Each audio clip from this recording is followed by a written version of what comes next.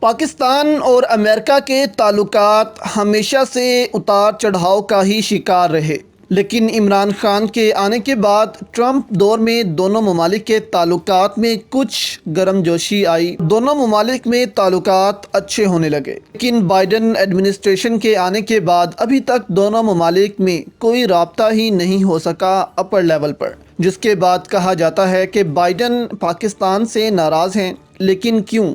اس کی وجہ کیا ہے؟ آپ کو بتاتے ہیں۔ سابق وزیر داخلہ سینیٹر رحمان ملک نے کہا ہے کہ امریکہ میں پاکستانی سفارت خانہ ٹرمپ کی انتخابی مہم کے لیے استعمال ہوا، جو بائیڈن کی ناراضگی کا باعث ہے۔ صدارتی انتخابات میں ایک پاکستانی بزنس مین نے واشنگٹن میں پاکستانی سفارت خانے کو ٹرمپ کے الیکشن آفس کے طور پر استعمال کیا، اور جب اس بات کا علم صدر جو بائیڈن کو ہوا تو ان کا موڈ خراب ہو گیا۔ اس بات کا انکشاف ایک نجی چینل کو انٹرویو دیتے ہوئے سابق وزیر داخلہ رحمان ملک نے کیا۔ انہوں نے کہا کہ وزیر اعظم اور وزیر خارجہ کو خط لکھ کر اس کی وضاحت کرنی چاہیے۔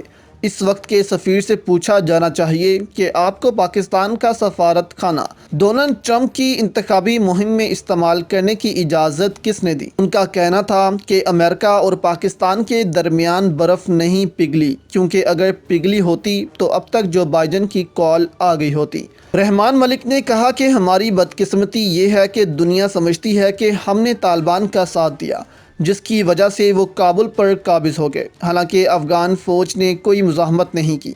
انہوں نے کہا کہ اشرف غنی، امراللہ صالح اور ان کے دیگر ساتھی مرتے دم تک لڑنے کا دعویٰ کر رہے تھے، مگر سب سے پہلے بھاگے۔ انہوں نے کہا کہ اگر دنیا نے اس وقت افغانستان کا ساتھ نہ دیا تو وہاں ایک بحران آ جائے گا اور وہ دنیا کا سب سے بڑا دہشت گردوں کا گڑھ بن جائے گا۔ سینیٹر رحمان ملک نے امریکہ، پاکستان، برطانیہ، چین، سعودی عرب اور افغانستان کے اہم ارکان پر مشتمل بین الاقوامی مصالحتی کمیشن کی تشکیل کی تجویز پیش کی تاکہ افغانستان کے حل کے لیے مفاہمتی منصوبہ دیا جائے۔ پی ڈی ایم کے حوالے سے بات کرتے ہوئے رحمان ملک کا کہنا تھا کہ پی ڈی ایم اگر شو کاز نوٹس واپس لے لیتا تو پیپلز پارٹی کی واپسی تھی۔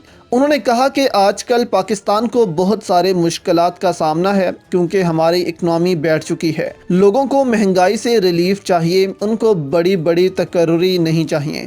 انہوں نے کہا کہ پاکستان کا موازنہ بیرون ممالک سے کرنا بالکل غلط ہے۔ حکومتی نعرے ابھی بھی ہیں کہ مہنگائی نہیں ہوگی، لیکن فیصلہ عوام کا ہے۔ اب غریب آدمی روٹی سے بھی محروم ہو چکا ہے۔ ان کا کہنا تھا کہ ڈالر 170 سے 180 تک جائے گا، کیونکہ ہم آئی ایم ایف سے کیے وعدے نہیں توڑ سکتے۔ اگر حالات ایسے ہی رہے تو حکومت نہیں چل سکے گی۔